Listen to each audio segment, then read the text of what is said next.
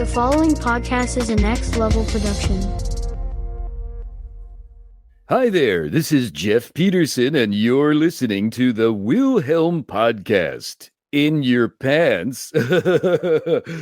Oh boy, here's Ben Beck.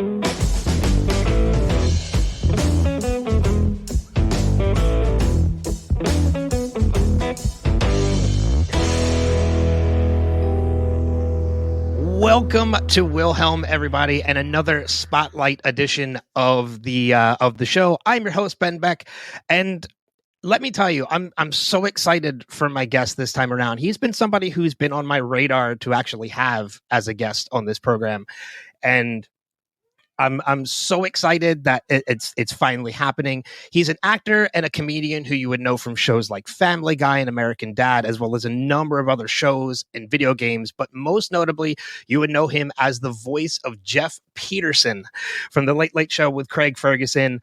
Please welcome my guest, Josh Robert Thompson. Wow, Josh. What an intro, man. Hey, Ben, how are you, man?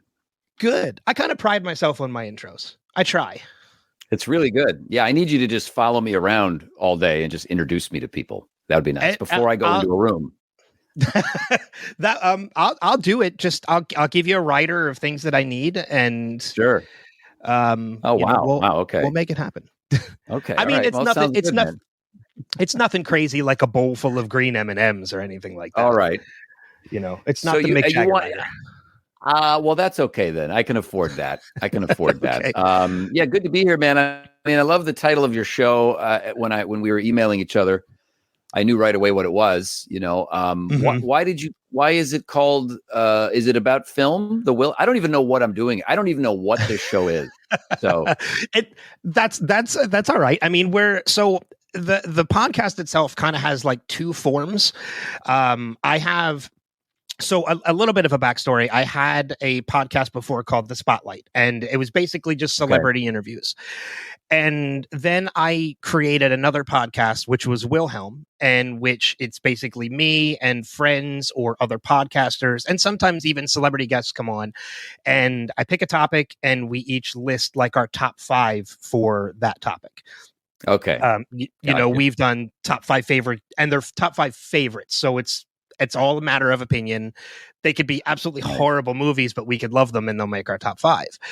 You know, we've done John Cusack movies, car chases, things like that. And then it got to a point where I was like, well, most of my guests on the Spotlight are entertainment industry. They're television and movies and things like that. Why not combine the two? And that's what I did. So now all my interviews and conversations are part of Wilhelm. And to answer your question about the title, basically, you know, the Wilhelm scream is so well known and it's in so many things. I realized I'm like, well, this is one thing that ties so many movies and shows together. Yeah. And then I did my research. There were no other podcasts with the title. I was like, that's it. That's perfect. That's the first thing you got to do when you start a podcast. You got to make sure nobody else has the same title. Because then you'll see there's like 40 people that have the same title. And you go, shit. Well, we got to start over again. Exactly. That guy with 5 views is going to come after me. They get crazy, those people. But yeah, Wilhelm. In fact, I was just rewatching Willow the other day in preparation for that show that I'll begrudgingly watch. But boy, that's a great film. It is indeed. And the Wilhelm is, all over that thing. So. Yeah. I mean, it's in everything. It's in, Star Wars: A New Hope. I mean, it's everywhere. And ever since I created the podcast and used the title, I'm constantly getting messages like, hey, did you watch this movie? There's a Wilhelm scream in it. I'm like, okay. Well, it's a good title too, because it also, it reaches people who are in the know. If you're a real film enthusiast, you know what the Wilhelm screen is. So it kind of weeds everybody else out, is what I'm saying. Exactly. So I appreciate that. Yeah, I appreciate the fact that when you sent me the email back and you were like, I love the title of the podcast. I was like, all right, hopefully he's in now. Yeah, I had to make sure. I was like, is this just some guy's name, Wilhelm? Is this like is this a Nazi podcast? I don't know. I guess I'll do it. Well, when you look at the logo of the podcast too, one of the things it created, it's the warning sign with a man falling. Yes. And yes. I've had so many people say, like, I can hear your logo. Right. Yeah. And great, I was like, well, then that's perfect. I agree to do shows. I don't know. And when I say I didn't know what the show was, that's a good thing. I like to just say, sure, let's do that show. I mean, you reached out and I think, were you in I was in a Facebook Live. You were in a Facebook Live or YouTube Live or Facebook Live. Yeah. And I just appreciate when people ask. So I've done a bunch of shows in the last year, people either starting their show, just starting their podcast, or people like yourself that have been around for a while. Because it's interesting to hear everybody's perspective. And, I think I'm on like 4,000 shows. So this is 4,001. Glad to be here. Yeah, I was one of the things I did enjoy about that Facebook Live was the fact that I did pose that question in the Facebook Live in the chat, and you did see it, and you did answer it, and you told me how to get in touch, and of course, and that's one of the things that already makes you one of my favorite people, is because as well as I do, the guests that I've had on this podcast, I mentioned before we started recording, I've had over 200 people on this podcast. Some I've reached out to directly, others I've gone through agencies and publicists and things like that. And publicists, like, some of them are great, and a lot of them are just like either ghost you completely or like they're not interested. Yeah. Well, that is true. I don't know. I guess it's because I come from public access or local TV background. That's how I started in all of this, just doing my own show. Well, as a kid, doing shows in my basement, and then later doing public access TV here in Los Angeles. And, local TV has been around since the beginning of television, and it's part of the history of television. And I think these kind of shows are just an extension of that. I mean, when YouTube came along, I still like a studio. I still like being in a physical space with lights and, a crew and all of that. But like what you're doing and what so many others are doing is just an extension of that. So I'm always happy to be a part of that stuff because I think it's important to keep it going. Yeah, and like I said, I appreciate you, actually answering and willing to do this. Sure, man. I mean, I might regret it, but we'll see. Well, let's make sure that doesn't happen. One of the things I wanted to start with is, following you on Facebook. I want to say I know the holidays already passed. I am incredibly jealous of your Halloween setup. In particular, the old Zenith in the window playing the movies. Well, the Zenith was a new addition this year. And so, yeah, I mean, I love Halloween. I grew up in Cleveland. We live down the street from that one guy. There's always that one guy on everybody's street who goes all out and puts everything on the lawn and scares the shit out of you. And it's the house that, you get up the courage to go to the front door, right? You've probably had that. I don't know. Where did you grow up? I've been pretty much around the Philadelphia my entire life. I grew up in Jersey until I was maybe 17 or 18 years old. And then I moved into Pennsylvania.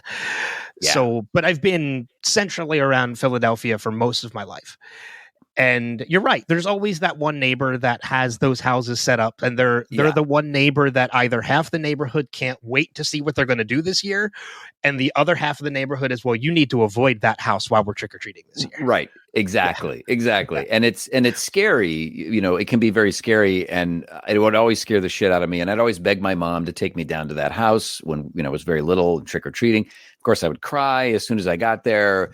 But as I got older, it was exciting, and it was exciting to see how the animatronics worked, the different monsters that moved, and to look at the lighting. How did they light it, and what are these fog machines? And so, I became that guy. It's actually, I've been doing it in this neighborhood here in LA for 10 years now. It's much cooler now because I have a girlfriend, so it's not as creepy. When you're by yourself, it's like, well, there's that old Josh down the street doing it by himself again. I don't know if you kids should go over there, but this year, I wanted to have an old, tube TV, an old CRT, just a classic TV set in the window. We have this bay window in the front of the house, and I've always wanted to have it just sitting there playing old black and white movie trailers or, horror films. And that's exactly what we did this year. I found, eBay, of course, is an amazing thing. And I found this Zenith 1988 faux wood paneled 26-inch, monstrosity, a Zenith color TV, which still works considering what a piece of shit Zenith was about that time. But and it's got the Zenith logo, man. I found a remote for it on eBay. Thing works fantastic. I fixed it up a little bit, put it in the window, and it looked like Frankenstein's monster, which I have a big sort of animatronic of him, is holding the TV. And you walk by and watch, what's playing. So I did that all month long, man. It was really, really fun. It's such a brilliant idea too, because I know where I live in my neighborhood now. I live in a duplex, and where there's another duplex next to me, and we share a driveway, and right. That kind of a neighborhood. And I've always been the kind of person who I have like an outdoor screen, like a huge 9x12 outdoor screen and a projector for it, and like speakers from when I used to DJ. And I've always wanted to set that up in the driveway to play, for mainly family friendly movies for when the kids are coming around in Halloween, like Hocus Pocus and things like that. Right. But we just never get the traffic in this area to make it worthwhile to do it. Yeah.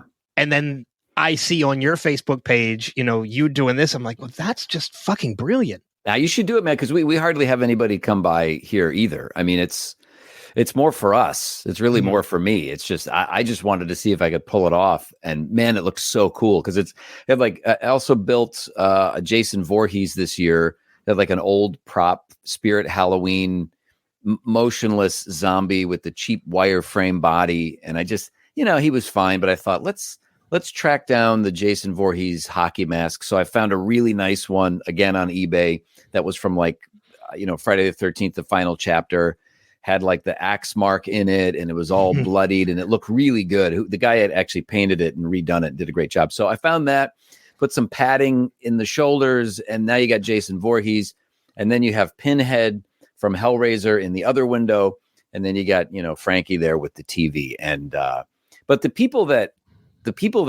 do come by really appreciate it. In fact, a lot of the kids on the neighborhood have now, moved away. They've gone to college, but they were kids and grew up seeing this display. So that kind of stuff really means a lot to me. So I sort of extend that to my own work and any kind of art. If just like 2 or 3 people dig it, that's good enough for me, Yeah. I don't usually do this during interviews, so I'm going to do this anyway, just because I feel like you would appreciate it.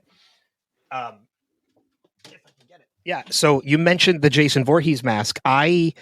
I worked a show down in Atlanta in March where I was the programming director for a convention. And part of that was going around to all the different vendors and like asking for things that if they would be willing to give us things to give away, during panels and things like that to make it more audience interactive. One of the guys that was there actually gave me this and said, "This is not to give away. This is for you." But he gave me this.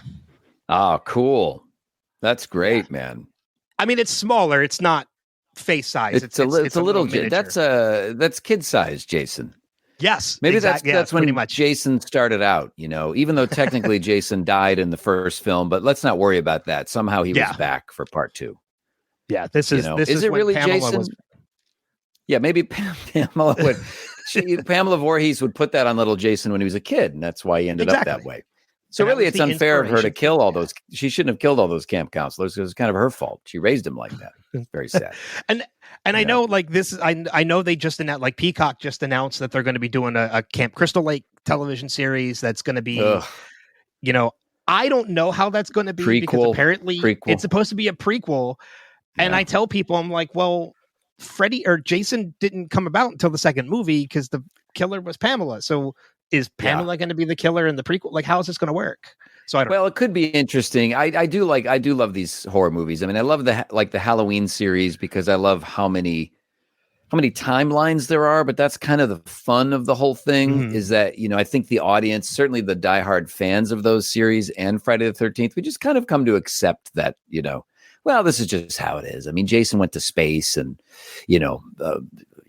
Michael Myers has been hacked and beat up and killed so many times. At one point, he had like a mystical rune, the mark of thorn on his, I loved all that stuff, so I don't know, but I'm curious to see what they're going to do with that. Cause they did that with, with Psycho, didn't they? They did that really good prequel series about Norman Bates and his mother.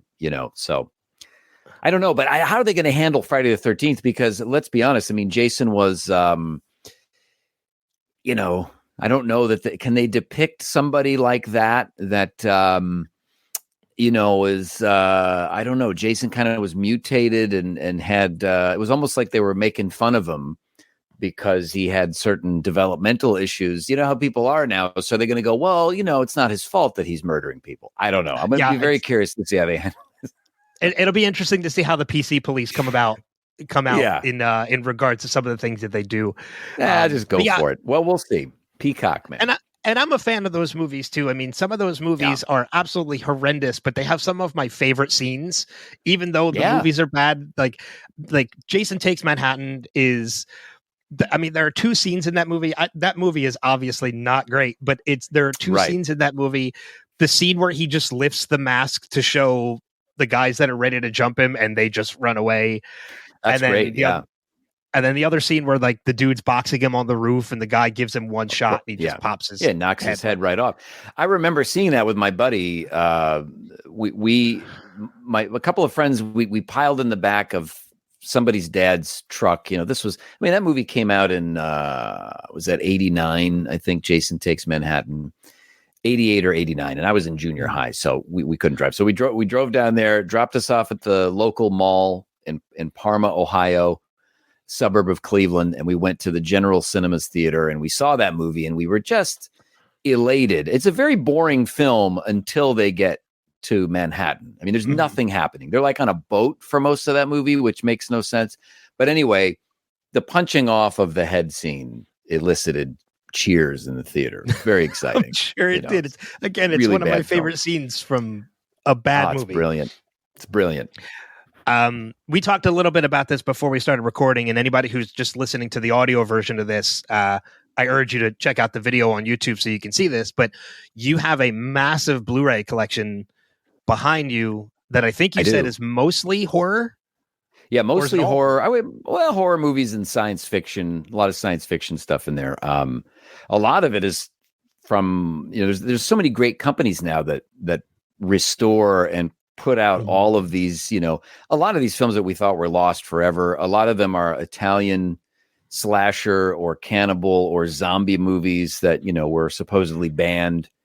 They're all back there. They're all sitting back there. Companies like Severin Films and Shout Factory or Scream Factory. Yeah. But Severin, man, they're putting out some incredible box sets of folk horror films. And I've got a box set called Nasty Habits, which are the nunsploitation movies, which are all about nuns that are either possessed by Satan and get into all kinds of fun stuff. So that stuff's amazing. And it's really nice that there's companies preserving these things. And I'm one of the sickos that, buys that stuff. So, hey, I mean, somebody out there, I mean, as long as somebody will buy it, they're always going to keep doing it. And I find that great. I mean, I know one of the films that recently was just restored and released when and it was a movie I had never even heard of, was when they did The Carnival from, not Carpenter.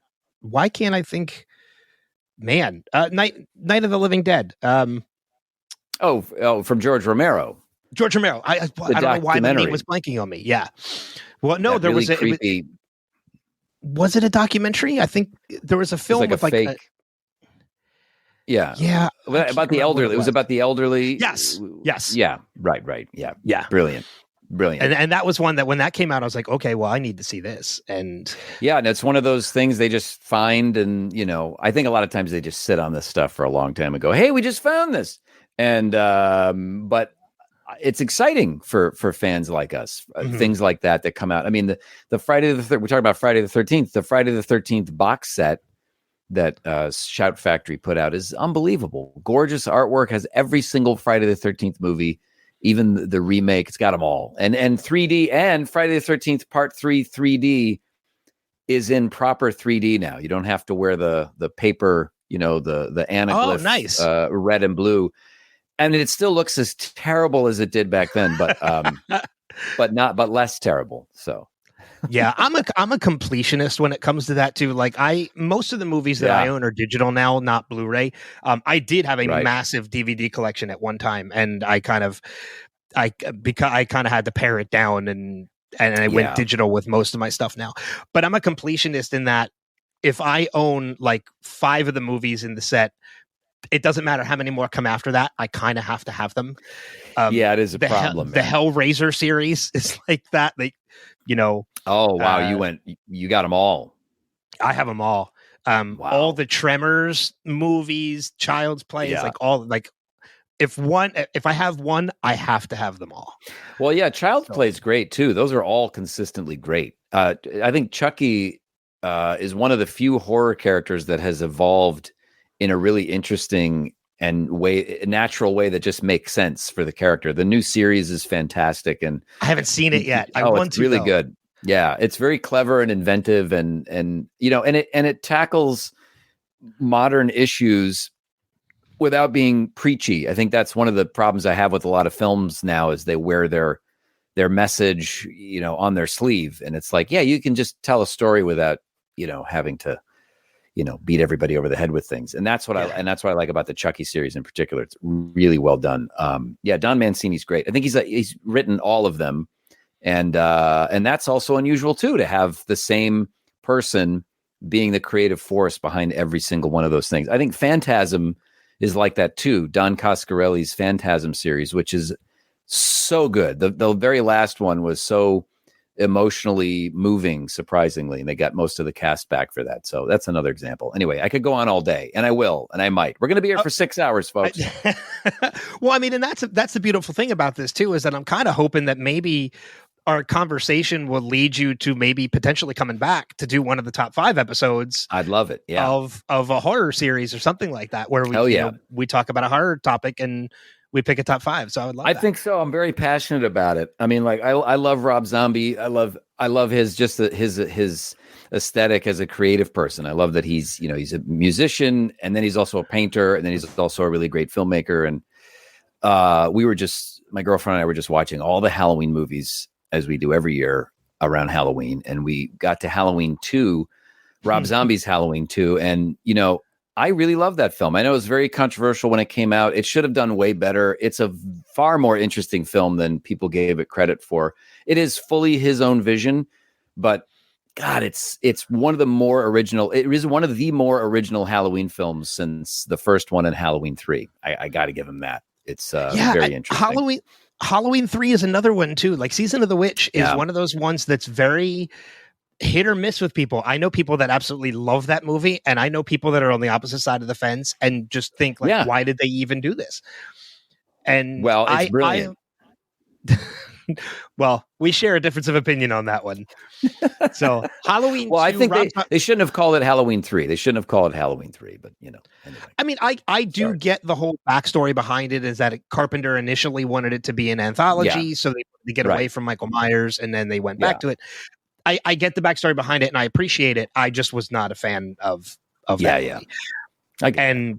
And Rob Zombie's Halloween 2, it's been so long since I've seen it, I really can't make any judgment calls. It's amazing, man. All I can say is that Halloween Ends, the latest one, that was a movie, and I'll leave it at that. I try to find the good in everything. Yeah, I wasn't a fan either. I really appreciated what they were doing with Halloween Ends. I really did. I was like, oh, okay, cool. I wish you had sort of told everybody that. It was an interesting premise, and it was an interesting way to go. A really terrible opening sequence, which anyway, I get it, and it's great. And I mean, it's a great idea, but really sad to see an old and withered Michael Myers hobbling around underneath the city. They literally physically have evil just below the surface of the city. Anyway, Halloween Ends. Check it out on Peacock, everybody. There we go. Check it out. Exactly. It's on Peacock. Let's switch gears, because you're right. Sure. I could talk horror movies with you pretty much all day, and I'll have you back on, and we'll absolutely do that, and we'll dive. Okay, got it. A little deeper into that stuff. I want to get the late show stuff out of the way because I know I'm a fan of it. I know other people are going to tune in because they're a fan of it too. Yeah, of course. 10 years on the Late Show with Craig Ferguson as just the voice of Geoff Peterson. How did that come about? I mean, how did you get started with the Late Show? How did the idea of Geoff come along? Like how did all of that get started? Well, we go back to public access. I was doing I was just doing one of my public access shows. By then, we started in Chino, California, which was right near the men's prison out in the middle of nowhere. This was very much like Wayne's World, or a better example would be UHF, Weird Al's classic film UHF, where the idea of a small town TV station in the middle of nowhere is a very romantic notion to me. I love that concept. And that's what the studio was in Chino, California. And I was doing my own late night monster movie show, Schlock Theater, and I was doing my own variety show, aptly titled The Josh Thompson Show. And I was also doing a show where I played this preacher character, the Reverend Apostle BG, and it was the Holiness Half Hour of Power. And I would just take phone calls in the middle of the afternoon on Saturdays and say the worst shit to people and misquote the Bible. And I'd had a cigarette and a bald skull cap, and people would call in and get really worked up, and it was really fun. And I loved doing that show, and I still love doing that character. And one of the people watching was a writer, Joe Struzzulo, one of the writers from the Late Show. And I think at that time I'd also been started doing the Howard Stern Show, calling in as Arnold Schwarzenegger and doing all those calls, those famous phone calls with George Takei. So there was that stuff had sort of been happening, but I was just sort of dicking around at this public access studio and working for the cable company. And then I got this phone call. And anyway, Joe was like, hey, do you want to maybe do a sketch voice only as Arnold Schwarzenegger? And I said, sure. So this would have been, I would think, February of 2007. So that's when I started doing the Late Show. So actually, I was on the show. Not quite 10 years. Not quite 10 years, right? But but I was on the show. There was no Geoff, and I was just a bit player. I just, came on every couple of months, and I'd play, Arnold Schwarzenegger, Craig, how are you? And they started putting me on camera, and they started putting me in a muscle suit and a 2-hour makeup job with these appliances they'd put on to kind of make me look like Arnold, and had a cigar. And then suddenly I was sitting at a desk in front of a green screen. And now Arnold's, at that point was the governor of California. And so Craig would check in, let's see what the governor of California has to say. Hey, Governor Howard. Hey, Craig, how are you? So we did a bunch of those sketches. And sometimes I'd come on and do a sketch with him where Craig would play Larry King and I would play Arnold. And then I started coming on as Robert De Niro. Then I would do the voice of Morgan Freeman. And suddenly I think it was like, after a couple of years, I think people started, especially Craig, we started to build a rapport as performers, as like-minded, comedians or performers. And so I think that's what helped sort of solidify my place as Geoff Peterson. But Geoff didn't come around until 2010. And again, I was not contracted with the show at that time. I just came in every now and again and did these sketches. I didn't know when it was going to happen again. I didn't even know if I would ever be asked back to the show. Maybe it was something that they got bored with and they moved on and did other things. Because at that time, Craig was doing a lot of sketches. They were doing a lot of on-camera sketches. And then one day he made a joke about a robot skeleton army and thought it would be funny if, like other talk shows, he had a sidekick, except the sidekick was a robot and he could program it to say all of the ass-kissing things that sidekicks would say. And so the late Grant Imahara from Mythbusters, who was a roboticist and inventor and a lovely guy, he built Geoff Peterson. I think it was a bet that they had. Like, if you give me, I think Grant was like, Craig, if you get me a certain number of followers, I will build that robot for you. And that's what happened. So my whole career is based on a bet. Thanks. No, but so he built Geoff and he built him beautifully.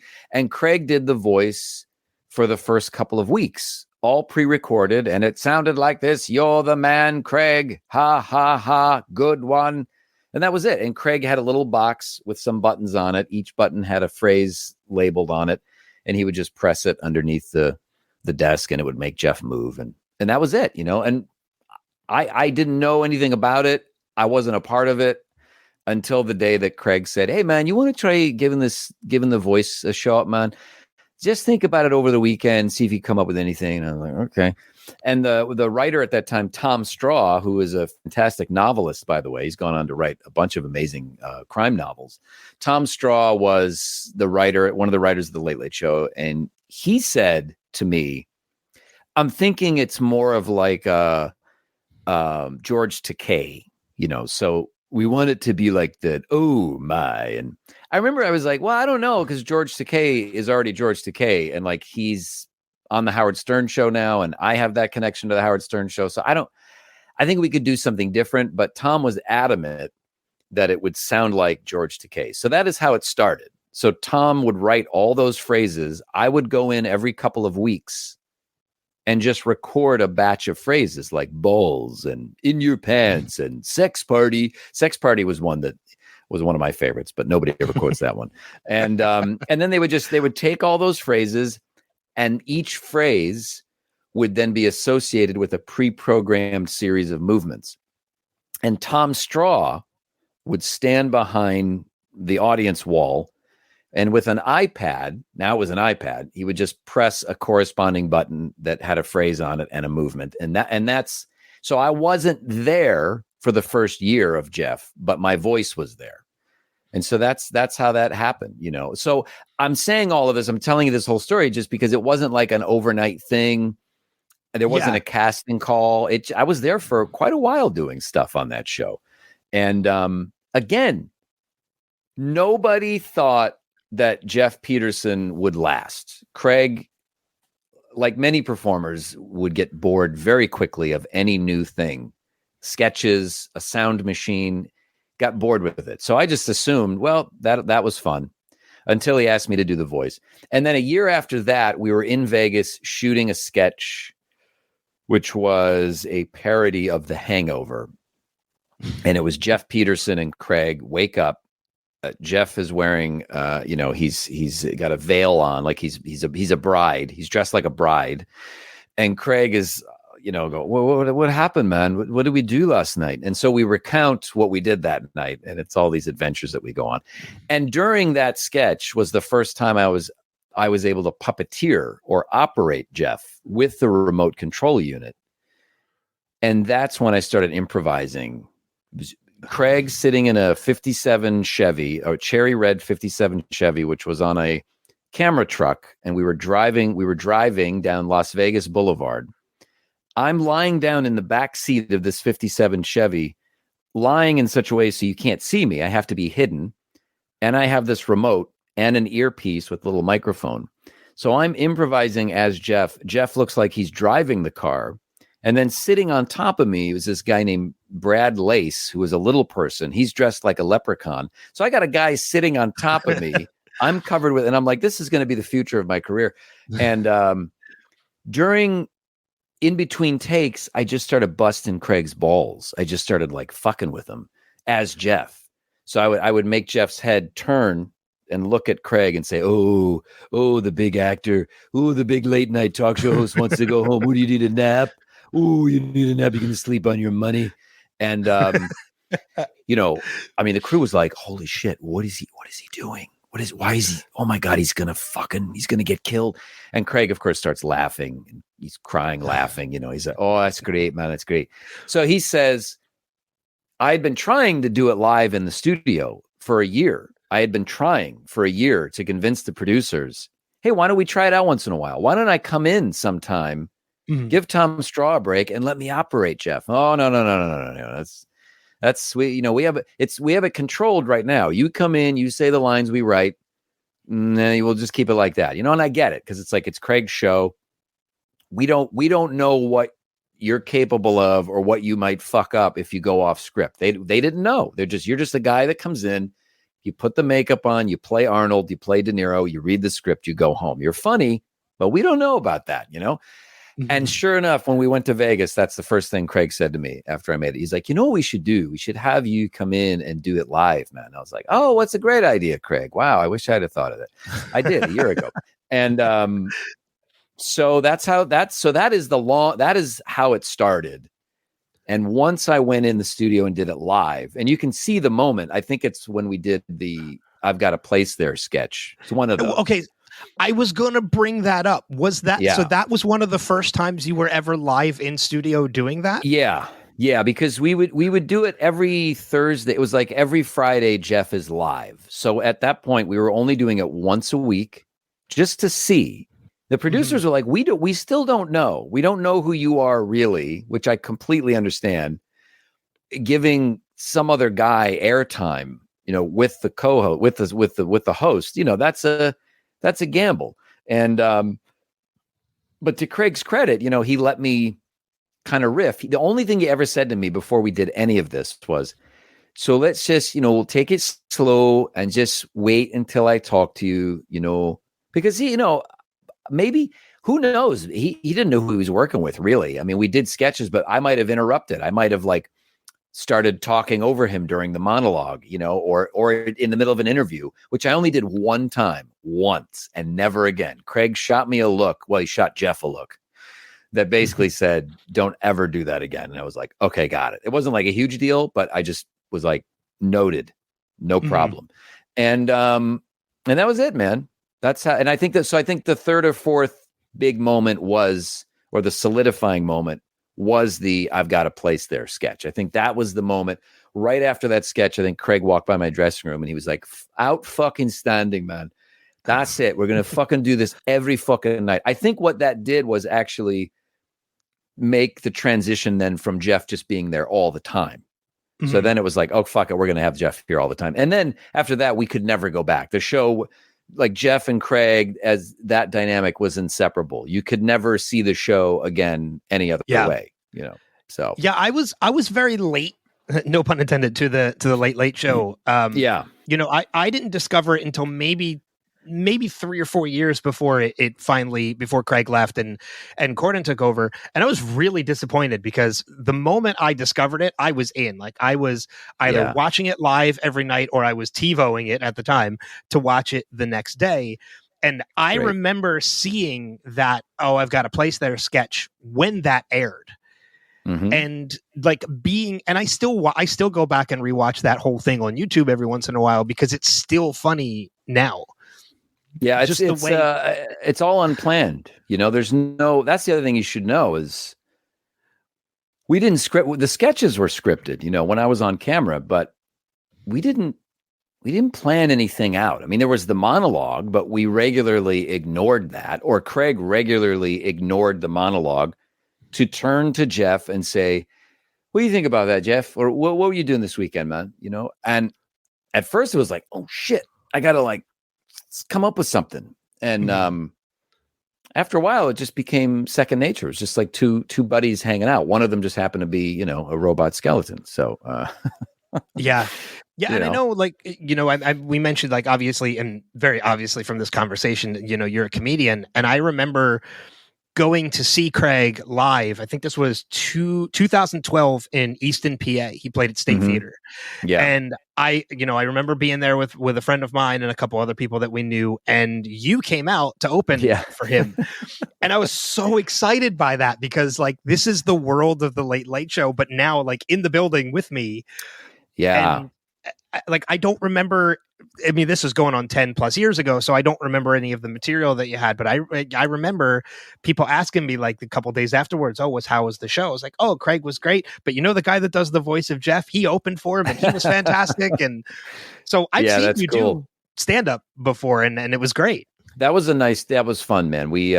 So he and I toured together for a couple years, maybe 2.5 years or so. And, I mean, I hadn't really done much stand up to that point. I had a lot of experience doing public access TV, and I didn't really train in improv. I just sort of learned it myself, and then doing the Late Show was kind of this other training ground where it was just like, get in there and do it. And of course, I'd done all those characters before we got to Geoff on the Late Late Show. So Craig asked me, sitting in his office one day, and he's like, "Hey man, do you do stand up, right?" And I was like, "Sure, yeah, sure." So you want to go on the road with us, man? Yeah. And it's like our 5th stop on that tour was Radio City Music Hall. Oh boy. So that's like 6,000 plus people. Mm-hmm. Which I don't really have I love being in front of an audience, but that was wild, man. I mean, even my mom, some of my relatives flew out for that show.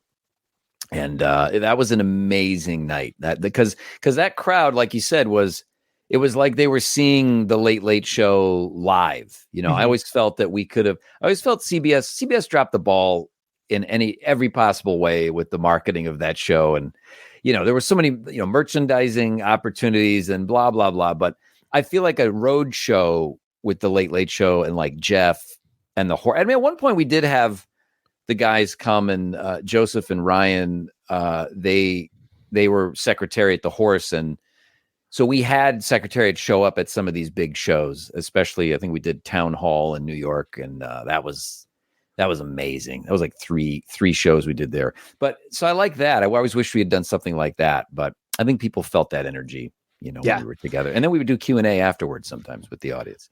The show was such a different entity, and it's one of the reasons why I think it's still missed today. I mean, there's a number of people that I'll say, like, every once in a while I'll just post on Facebook like, man, I miss the Late Late Show. Yeah. And so many people are like, yeah, I do too. And another person who, I think I mentioned this in our email correspondence back and forth, Dana DiLorenzo has been on this podcast 3 times already. Wow. And she's a riot. And her and I have talked about her time as Beth, the CBS exec, and like it became so much more than just a late night talk show. It became kind of like a variety act and just all these different things that made it its own thing. And once it was gone, nothing has really filled that hole since it left. Yeah, it's nice of you to say, and a lot of people share that sentiment. And I've even heard from people that, like during at the height of the lockdowns and the pandemic and all that, people started finding the Late Late Show on YouTube. People that had never heard of the show, people from around the world started finding the show. And so even now there are, new people always finding it and messaging me, and, and I've come to see how important it was to people. I mean, the Late Late Show, like anything that people gravitate toward that brings them comfort, it got them through dark periods in their life, and it means a lot to them. I still have people that email me and message me and comment, and it means a lot. It's like, wow, if you're even able to, be a part of something like that, or be a part of creating a character that people remember, that's it. I mean, that's really that's the goal. Yeah. It's really incredible, man. Kind of changing gears again. We talked about how I got in contact with you through a Facebook Live. You just did a recent Facebook Live the other day. You brought something up that I kind of wanted to bring up, not because of any kind of like disagreement or to make anything different.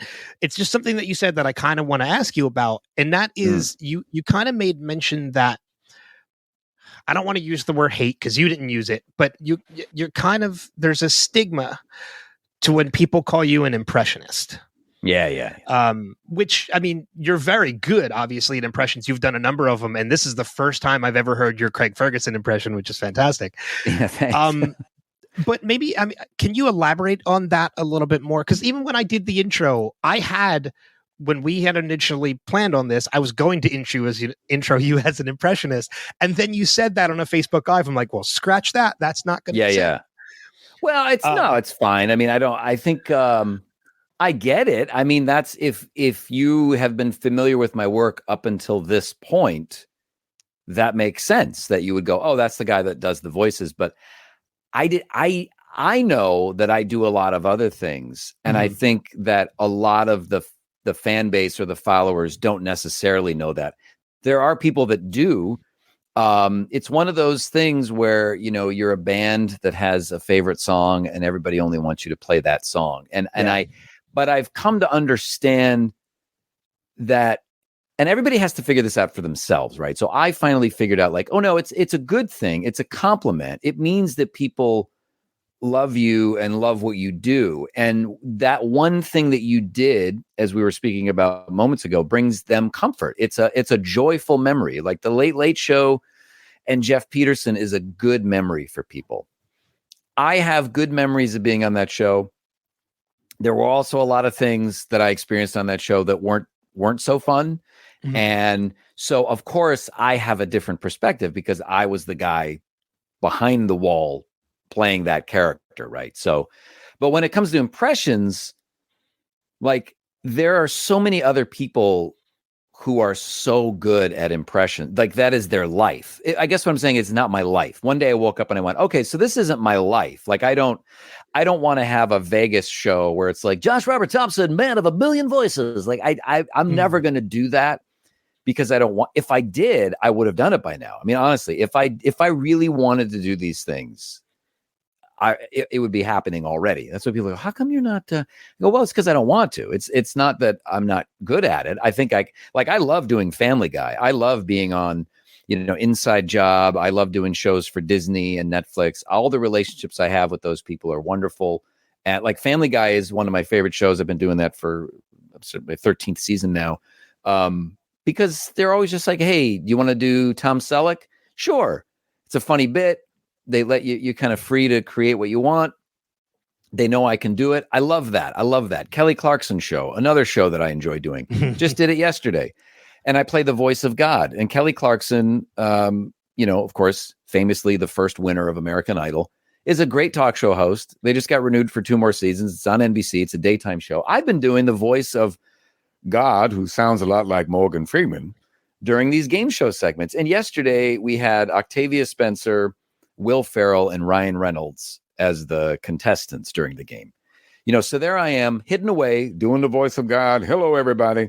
And hosting from high above this game show. And then afterward, there I am talking to those three. There's Octavia Spencer, one of the great actresses of our time, telling me how amazing that voice was, and Ryan Reynolds saying, man, that voice is good. And so here's my point. Part of me is like, this is so great that they're saying that, but the other part of me wants to go, yeah, but right, but I also do these other things. If I could just talk to you for a few more minutes before you get whisked away to do your makeup touch-ups, if I could just, but it's okay because it's a way in. So now, like, they know, like Ryan Reynolds, who knows? He might find out who my, agencies are, my agents or my managers are. And he might say, hey, let's use that Morgan Freeman guy for one of my Mint Mobile commercials or something. Ryan, if you're listening or watching, I'm right here. Well, that's great because then that leads to something else. My only point was I'm not just an impressionist. I think I'm a reluctant impressionist. I'm an actor and a writer and a filmmaker who happens to also do impressions, or I'm a host as well. That's the thing. Like spending all that time behind the wall was great because I learned what to do on a talk show, what not to do on a talk show. I watched it all unfold, but in my heart of hearts, I wanted to be out from behind the wall. I didn't want to stay back there anymore. I wanted to come out, and be out there. It was like, yeah, but if I could just, but I totally get it. The premise of the show was the robot is a pre-programmed sidekick. And I think it would have been difficult for the Late Late Show with Craig Ferguson. It is Craig Ferguson's show to have to share camera time with somebody else. I think it made it easier that it was like this inanimate sort of object, So anyway, so that's all I meant. I just meant like, when I'm really honest about what it is I want to do, impressions is not in the top 5, but it's okay, but I enjoy it. It's kind of okay. Like you mentioned, it's okay to use it to open the door. But once you're in the room, you don't want that to be the only topic of conversation. Yeah, because, and I love impressions. I respect impressionists, but there is a stigma about it, at least to me, to a lot of people that I know in the business. It's like, oh, he's an impressionist. Oh, that's nice. The irony is you spend your whole life being other people, but you never get to be yourself, and I think the turning point for me was I went on a podcast called The Honeydew with Ryan Sickler. Ryan Sickler's a great comic and a friend. And that interview, a couple of years ago now, but that interview was like so funny and emotional and painful, and it was everything. And it's exactly who I am. It was like being a storyteller, peppering in voices, but not having that be the main thing, you know. And that's why as a stand-up, I was whenever I'd get really nervous in stand-up, default is Morgan Freeman. And the only problem with my stand-up was I would start out with Morgan Freeman. And the problem with that is I would start out strong with this navigation bit. You know, it's a very, you know, kind of a silly, hacky bit, but it's a funny bit. You know, Morgan Freeman GPS. What if Morgan Freeman was a GPS? You know, it's very funny. But then after that, the audience was like, "Oh, well, you're not doing the Morgan voices Freeman. anymore. Like what's the yeah?" Because you know you should end with that. So I think it's just about becoming comfortable with who you are. It's just stuff you learn over the years as a performer. You know, you just become more confident. Yeah. You know. And I didn't, by bringing that up, I didn't want it to seem like I was making you seem like you're against Impressionists. Not at all. Like no, that. I just kind of, I was just very interested to hear your stance on that. No, I love talking about it. And I kind of did have an idea. That's probably what you meant by that. Yeah, of course. That you didn't want to get pigeonholed into that being the only thing that you can do, or you didn't want to become typecast as just an impressionist because people start thinking that's all you can do. Because I've mentioned, I've seen you do stand up. I've seen you. I know going back to the Late Late Show towards the end, Craig would every once in a while, Craig would start the show by bringing like an audience member out and doing like a improv interview. And I remember towards the end, he brought you out as one of the people to start the show. And at that point, I was so familiar with you as Josh because I did look you up and because I am interested in things like that, that the moment I saw you, I knew who you were before Craig mentioned you're the voice, before you mentioned. Well, that's nice. I mean, that's nice to hear. It's nice. You're one of the few that did, you know, and that, and I think that was what happened after the show ended where, and I've talked about this before, definitely on that Honeydew interview, but it's like, I had this idea that it's like, I was behind the wall making all this stuff up. I was behind the wall, you know, coming up with the material for this robot and also puppeteering the robot and also doing the voice of this talking rhino and also the voice of the band. Like, also I'm the voice of the band. Also, I'm all the phone calls. Also, I'm this. Also, I'm that. The world must certainly know. I mean, the doors are going to open. Hollywood is going to roll out the red carpet. They're going to go, look at this guy, this one-man band. And that just didn't, it was like, oh, what the fuck? Holy shit. Wait a minute. What? And suddenly it felt like nobody was there. Everyone was just like, oh, well, this is the end of the show. And I was like, oh shit. Oh, wait a minute. Oh no. And then it was like, nobody knew it was me. I mean, there was one time I remember like 2017, I went to Craig had like a Christmas party and Grant Imahara was there. And we all took a picture with Geoff Peterson, which Craig has the main studio version of Geoff. There were two Geoffs. The other one was for when we go on the road and like shoot in Scotland or Paris. And I don't know where that one is, but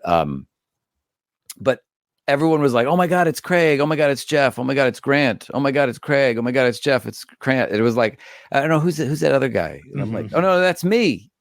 And I don't feel like that anymore, but that was what really for years was like, it's me. I'm the, we don't, I know people weren't doing that, but it did feel collectively like, we don't want to, and it is that thing, you know, it's like, well, we don't want to know. You know, I get that. It kind of almost feels like when they took the set apart after the show ended, you kind of got disassembled and put away with the set. Yeah. It was weird. But again, to the point we were talking about, so it doesn't define me though. Like that was a thing I did and I'm very proud of it. Like it's the most unusual job description ever. Oh, I played a talking robot skeleton sidekick on a late night talk show. You what now?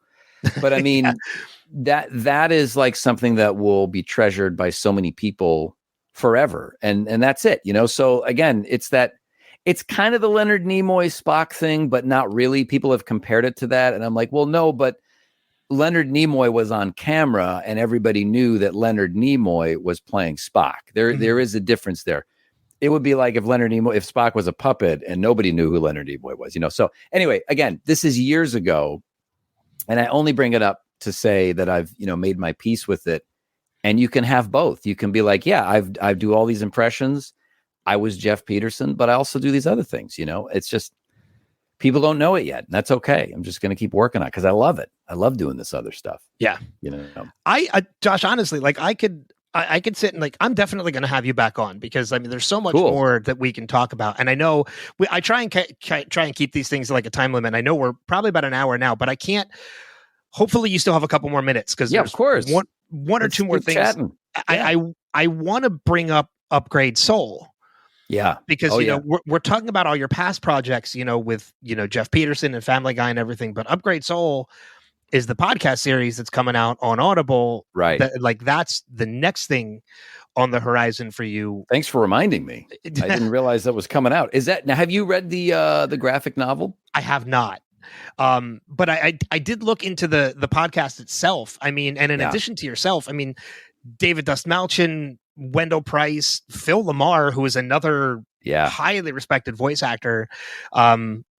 He's great, Marcia Gay Harden. There's some heavy hitters in this podcast. Yeah, well, I've done a series for Audible. I've done a bunch of these now through a company called Treefort Media, and they're cranking these out, and they're amazing. We did a Sherlock Holmes. You have my attention on that one. Sherlock Holmes mystery, which flips the story around.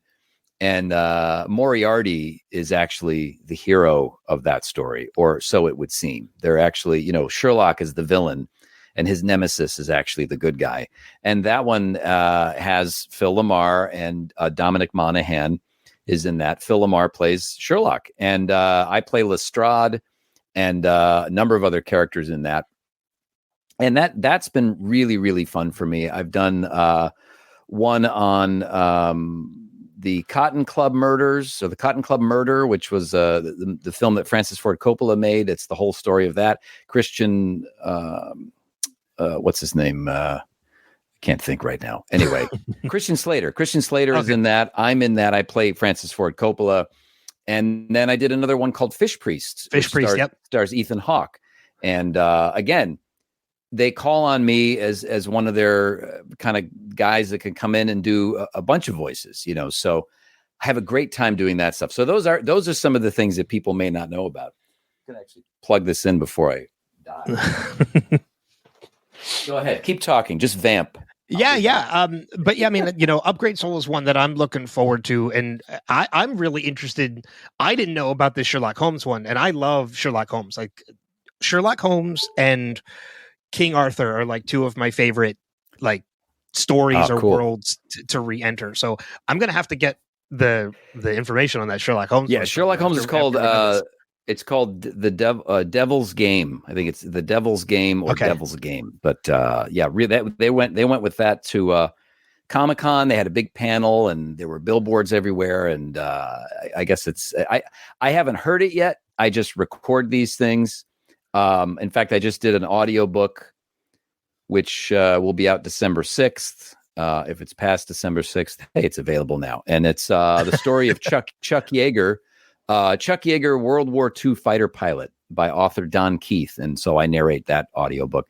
And it's nice because I do it all from home. Everything I do now, Family Guy, everything. I mean, it came out of necessity because of the pandemic. I started out with PVC pipe frame and some moving blankets, and now I have a proper booth over here from a company called Whisper Room, and it's fantastic, man. I just go in there, patch in to whatever studio, and just kind of do my thing. So that's kind of been an amazing thing, truly. Yeah, it's amazing how stuff like that came about. I mean, you never know it by looking at my video but I'm literally on the opposite side of my living room. Oh, nice. If I were to show you literally behind the curtain, it is my living room. And you're right. All of that came out of necessity. I have a little voiceover set up over here to my left. That's nothing more than just the shield around the microphone, because that's all I can really do, but it works. And that's the thing. You don't need all this. You don't really need, I mean, I need this booth because there are certain technical requirements that these shows have, especially with an audiobook. There's a lot of leaf blowers and dogs and helicopters over here. So you can't, you can't have that, and you don't want to keep stopping down. But if you're doing other kinds of work and it's short pieces or auditions, and if there's anybody out there that's trying to get into this and they think like, oh, I don't have I don't have the equipment. I don't have the money. That's all BS now. I mean, you can find really good equipment for next to nothing now and have it sound pretty great. So in that sense, we live in a pretty amazing time. But this, I love it because voiceover, of course, I enjoy it. I enjoy working with all the people that I've worked with over the years. It's not like I'm saying F you to all that stuff. To me, it's a way to make the money to afford the time to then do the things that I want to do. And and as my friend Mark Summers said of Double Dare fame, it sure beats working for a living. So there you go. Mark's another one that's been on my radar to have on the podcast eventually too. He would do it, man. Mark's a great guy. Mark actually reached out. Mark reached out to me. Here's another example of how impressions open doorways. Mark reached out to me several months ago, if via email, and he's like, "Hi, I'm Mark Summers. You may know me from Double Dare." I'm like, "Yeah, no, I know who you are, man. You don't have to, but maybe it's a different Mark Summers." And then he said, "I just went on vacation with some friends. I'd love it if you could narrate this home video that we did as Morgan Freeman. What would your rate be for that?" And I'm like, "Dude, for you, Mark Summers, there's no rate." And so, then I'm talking. Next thing I know, I'm on the phone with Mark Summers, and we have like an hour-long conversation about old showbiz and who his mentors were. We're talking about Merv Griffin. We're talking about all these things that I love. And he's like, "How old are you again?" And I'm like, "Yeah, I'm like 85 inside. In here, I'm like an 85-year-old guy." And so we became friends. And the next thing I know, he has me on his show that is about to come out, and as a guest. And then start talking about hosting. And I say, "Look, man, I really don't want to be behind the wall anymore, And he's like, "Well, let me help you out with that." So you see, so from the Morgan Freeman thing came the guest spot, and then all these other things. So you just never know. So that's kind of the way I look at it. It's a doorway to other things, Yeah, exactly. Yeah. I mean, you can't disparage it. You can't disparage it because it is a great trick. I mean, it's not like I'm terrible at it, right? It's like, obviously I know how to do it, but again, I'm a reluctant impressionist. I'm like the Hulk I'm like Dr. Banner of impressions. Like he's always angry. I can always do the voice. I just choose not to, Yeah. Yeah, exactly. I mean, there's so many things that I know. This is one of the reasons why I did want to have you on this podcast, is to talk about all this, because yes, many people know you as Geoff Peterson, the robot, and there's probably a majority of people that don't know the person behind the voice. And as somebody who has known who you are for a while, this is one of the reasons why I wanted to have you on, was to kind of, this is great. To talk about this. Which, by the way, I think is totally normal. I think it's like people like us, we, and this, again, this is not to put down anybody else, but it's like people like us, we take more of an interest in these things. Mm-hmm. We're curious about who the people are behind our favorite movies, or graphic novels, or whatever. We want to know more information. Some people don't, some people just like the mystery. When it comes to the Muppets, I know all the Muppet performers. I know all their names. I remember knowing all their names when I was a kid, but there weren't a lot of kids that were going to the library to check out books about the making of the Muppet Show. I was one of those kids. So I totally get it. It's like, can most people name who performs Pepe the Prawn? Probably not. Like, if that guy, Bill Beretta, was like, "Hey, I'm going to make my own pilot. It's the Bill Beretta Show," people might go, "I don't really know. He was Pepe the..." Yeah, exactly. So that's what I was dealing with. I look at it completely differently now. Thankfully, I'm over the hump. I got past that. It was like, oh, okay, that's just the way it is. But it's totally fine. Like I get it. And, I know what I've done. So, I mean, that's all that matters.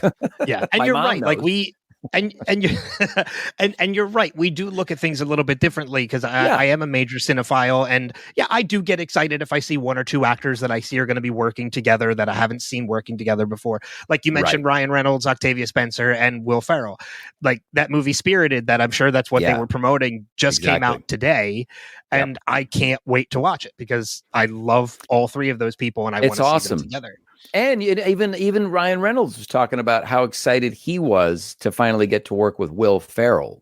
Mm-hmm. Like, Ryan Reynolds is a massive, one of the biggest movie stars right now in the world, and certainly one of the biggest producers and creative forces. And he's like, "Man, it's been my lifelong dream to work with Will Ferrell." So it keeps happening. It never stops, this like discovery and doors opening into other things. You just never know, So I've taken a different approach to all that. Of course, I love all the fans and the followers. I think again, you're lucky in this business if you create one thing like a Geoff Peterson.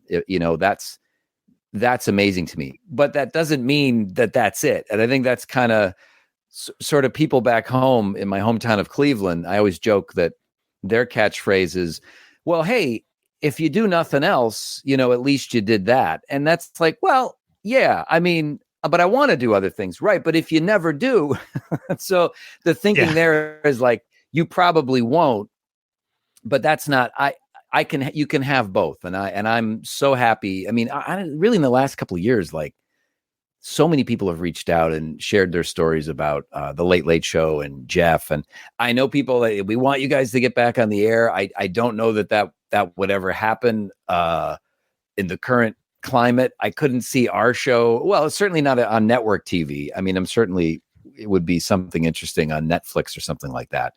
But I don't think it would be the same. I think there was something about late night on CBS on network TV where you kind of happened upon our show. I think it'd be different. It was kind of like lightning in a bottle corked. And then now that the cork's been pulled, you probably wouldn't capture that same lightning again if you tried. Yeah, I think, if we hung out and bantered, he had a Sirius XM show for a brief moment. And I went on that a bunch of times and we had a lot of laughs, and, but it's nice to be on the other side of it now. It's nice to look at it in a different way. I never hated Geoff. I was never against any of that. I think it's that thing of like, I want everyone to know me for this other stuff. But now it's like, that's all about desperation and ego. I think I see a lot of younger performers too, that like, they're constantly putting stuff out there and they're like, hey guys, check out this video and that video. And I just don't do that much anymore. That's why people think I've either quit or died. They're like, are you still around? And I'm like, yeah, I'm very comfortably, working on stuff. Maybe you'll never hear of it. It's like George Lucas. I'm working on very small films. They're so small that even I can't see them. They're very tiny. I have a very tiny crew. Actually, remember Willow? I used to hire, you talk about equality, talk about representation. I hired a bunch of little people. Now I've hired people that are about 2 inches tall, so I can't even see them. And they're making my films. They've shot 3 of these films, and I physically can't see them because the screens are like that small. So, but that's what I'm doing. I'm like over here making films. I'm working on this crazy project that is a director's cut of monster movies I made in junior high, which is like lately one of the most creatively satisfying things ever. I'm getting my whole library of public access tapes and movies I made in high school. I'm getting them all into, hard drives finally, and like restoring those for friends. I'm into trying to make, you know what I mean? So as I go further that way, I start to meet people in that world. There's an event tonight for Severin Films, the company I mentioned earlier that puts out great horror movies and cult films. And I'm going to go there and talk to them about helping distribute a film. I won't say the title yet, but there was a certain filmmaker, a guy who came by my house to see my Halloween display. And this guy walked up and he said, "Oh, are you Josh?" I said, "Yeah." And I kept looking at the guy and I was like, "This guy looks really familiar." And he's like, "Yeah, I saw on the Nextdoor app. That's like a neighborhood app. And somebody promoted the Halloween display."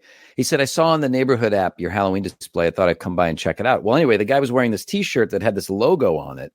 And the logo was from a movie that I loved growing up. I don't want to say the title yet because we're trying to figure out how to get this thing, distributed or whatever may happen. But I was like, "Wait a minute, are you so-and-so from?" And he's like, "Well, yes, I am." And I'm like, "Oh my God." This guy to me is like a cult hero. This guy's like one of the greats, certainly one of the great like stop motion animators of all time. Okay. And I went into my office here and I grabbed the VHS copy of this movie and he autographed. And I said, "Is this movie gotten a proper release?" And he said, "Well, no." And so he told me the whole story. And so anyway, I contacted these guys and I go, "Guys, I just met so-and-so at my house. We got to figure out how to." So I'm going to go there tonight.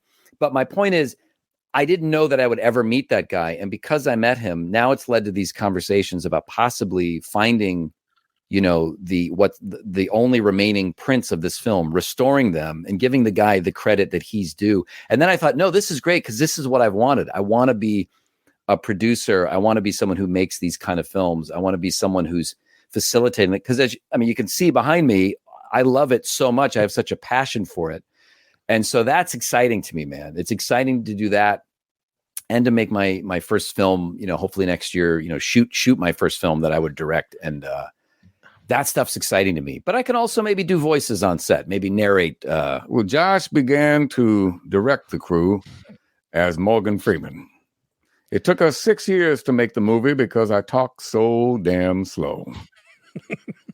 It feels good. It does feel good to do that voice. Do you know what I would really love to see you do? And like just hearing your passion for horror and knowing that you want to kind of come out and host and things like that. I would love to see you do something along the lines of like a Joe Bob Briggs. Yeah. Kind of series where like you are the one introducing the horror movie and giving the little tidbits about it and then playing the movie. That is one of the things that's on the docket. I think you'd be so pilot. Great at that. I think so, because having hosted my own horror show, years ago, those tapes are great. And maybe I'll release some edited versions of that from the 90s. Schlock Theater. I was this guy, Lou Schlock, and I had a cable controlled puppet on my shoulder. This is, before the Late Late Show, I was my own sidekick. I was puppeteering my own sidekick, and I was the host. And so I love that stuff. And then I did my TV pilot a couple years ago, which is like a mix of like Mr. Rogers and the Dean Martin Show in outer space. And we weren't able to sell it, but that did open doors to other things. It opened a door to an SNL audition. It opened a door to a meeting with some other folks, which was amazing. And but I always loved the characters in that show, like Gary the Ogre, and there was a couple other characters in there. So I thought, what if we take these guys and put them in like a kind of a horror movie show, but it would be me talking to myself as all these characters. So that's one of the things that I've definitely, started working on or am in the middle of working on. And the other thing is the return of Reverend Apostle BG, who's no longer a reverend. He's a philosopher, an explorer, and a prophet. And he's more of a snake oil salesman type character. And so people really love that. The people that love that character. Look, if you have 20 people that really love what you're doing, those are like really cool people that get it. And that's all you should be worried about. I don't want to be famous. I don't care. I don't need 50 billion fans. I used to be, that was like, where are the numbers? My numbers are low. It's all bullshit. If you have like a dedicated following of people, and if you really do this stuff genuinely because you want to, and because it is your passion and because it's exciting for you, man, people will find you. They will. And that's the attitude I take towards podcasting as well. Yeah. Is that like I take the same attitude for this as I would if it's 5 people listening or 5,000 people listening. Right. Like, I mean, I've been lucky enough that I do have a nice following and I do have a good amount of listeners, but like you, I don't do this to become like a world famous podcaster or anything like that. If I did, the only reason I would enjoy it is for advertisers to help me pay my bills, like not get rich, but just pay my bills. That's pretty much it. Well, that's the goal. The goal for me is to get to a point where I have enough like FU money where I could finally go live and do the material the way I want to do it. Not to be offensive on purpose. That's not what I'm talking about, but just to feel free as a performer and not feel like, someone's going to get offended and I'm going to lose my job, because that's kind of what it was for the last couple of years. And again, this is not about being able to say certain words or being offensive on purpose. That is not what we're talking about here. It's just to have that artistic freedom. And if somebody gets upset about something, they can just go be upset.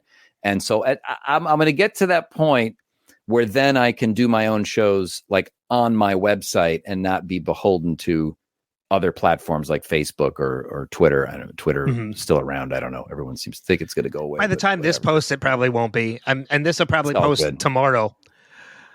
Well, I always joke, Twitter never mattered to my followers because half of my fan base still uses flip phones and the other half has passed away. I'm kidding. You guys are great. Come on, man. Well, the half that passed away don't know. So that's true. That's true. Yeah. Josh, where can people find you online? Well, not on Twitter. No, I'm not there either, so it doesn't matter.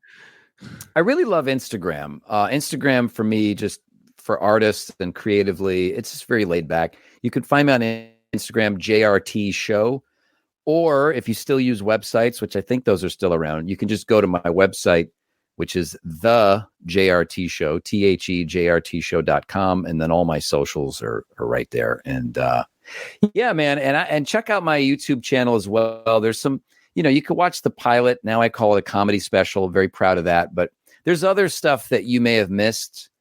And I only get frustrated for the fans because they miss out on this stuff just because they can't see it. The algorithms on these sites, they make it like, especially Facebook, I post so many things and everyone's like, where you been? I haven't seen a post from you in 20 years. And I'm like, well, I just posted yesterday. So there's a lot of podcast appearances that I've done that I'm really proud of. This, of course, being the number one podcast. Look, you mentioned that other one, and I know that's your number one. It's okay. I'm no, this is great. Number two. Well, I say that was number one because that was the one that I think where I was finally just myself. That was like an amazing thing without being it broke the cycle. It broke the cycle, and ironically, not a lot of people saw that one. I think it was that there was like, guys, check it out. An interview with me as myself, not as Geoff Peterson, and Craig isn't there. And people go, I don't know. No, that's not true. That's not true. But it's all good. I mean, so I would say also check out Inside Job. There's a great show on Netflix from the creators of Gravity Falls. I do a bunch of voices on that show. Really cool show, man, about the people who run the shadow government. And part 2 of season 1 just debuted today on Netflix. So check it out. And all the Audible stuff. There's a lot. Just Google it. You guys will be fine. Yeah. I know. I liked seeing you pop up. I know the show didn't last very long, but I liked seeing you pop up on, what was it? Angel from Hell? Oh, yeah. Oh, my God. Yeah. With Jane Lynch. That was wild. Angel from Hell was a CBS show, ironically. And it came out like I think about a year after the Late Late Show ended. So that was kind of amazing because I was on there. I was doing Morgan Freeman. I was like an improv performer who followed one of those people around. I don't remember who on the show, but narrating their life as Morgan Freeman. So, man, I was sweating bullets when I did that because, now you be careful what you ask for, folks, because I'm like, I want to be on camera. I want to be on like sitcoms and movies. And there I am on set. And it's like, wow, this is a whole different experience, man. You got to, stay on your mark and, like a camera. Okay, we're going to roll. All right, ready. And then like they ring a bell. Everybody has to keep quiet. And I'm like, wait, do I look this way or where do I? But it all worked out, man. And then the show got canceled. So, in fact, it was funny. It was actually really funny because my episode didn't air. I think eventually it did, but I think it was like episode 5 or something. And then the show got canceled like just before my episode. Yeah. So, but it became a running gag. Like that was my bit for a while. That was, and I didn't want to, on my bio, it says posthumous award winner. Award winner. Right. Which I think is funny. Laugh. Yeah. It's funny now, but I think when I wrote it at the time, I was like, yeah, nobody's going to recognize me till I'm dead. Anyway, it doesn't even matter. I'm not that guy anymore, but it is a very funny line because it's just like wink, wink, yeah, because it's all bullshit. Actually, Twitter's bullshit too. I mean, if Twitter goes away, I know people are really upset. They're having eulogies. They're tweeting to each other going, well, I just want to let you guys know I'm going to remember you. And I made so many good friends. I'm like, man, I had a lot of people give me bullshit on Twitter and some of you guys are cool, but you know what? I'm not going to lose sleep at night if it's gone. I don't know. It's toxic. It's so toxic.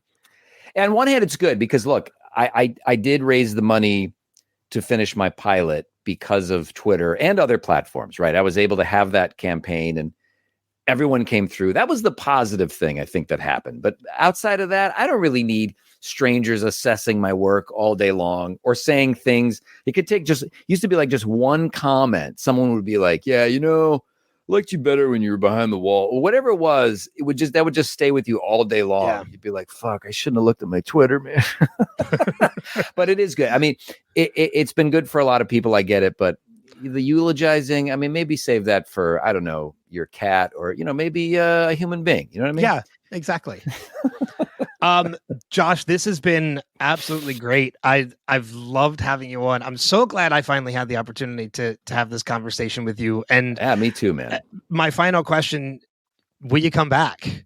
I will come back. Yeah, I was trying to keep it positive, so hopefully it was a positive discussion. Absolutely, yeah. Yeah, I kept making it clear that I don't feel these ways anymore. It's all love. I mean, I love all this stuff, but yes, man, I want to come back and talk about movies and do the top 5, top 6, top 10, top 12. For sure. I mean, and if nothing else, I have to have you back on to talk about Austrian Death Machine. Yeah. Oh, yeah. Right. Oh my God. We didn't even get to that topic. Man, there's a lot that happened there with Austrian Death Machine. So many different things.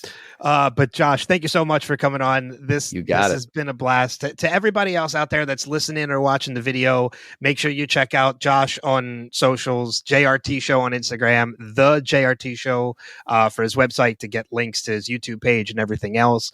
Of course, this podcast, wilhelmpodcast.com. Wilhelm Podcast on Instagram and Facebook.com/Wilhelm Podcast. Give me likes if you haven't already. But one more time, Josh, thank you so much for coming on. Thank you, man. Appreciate it, Ben.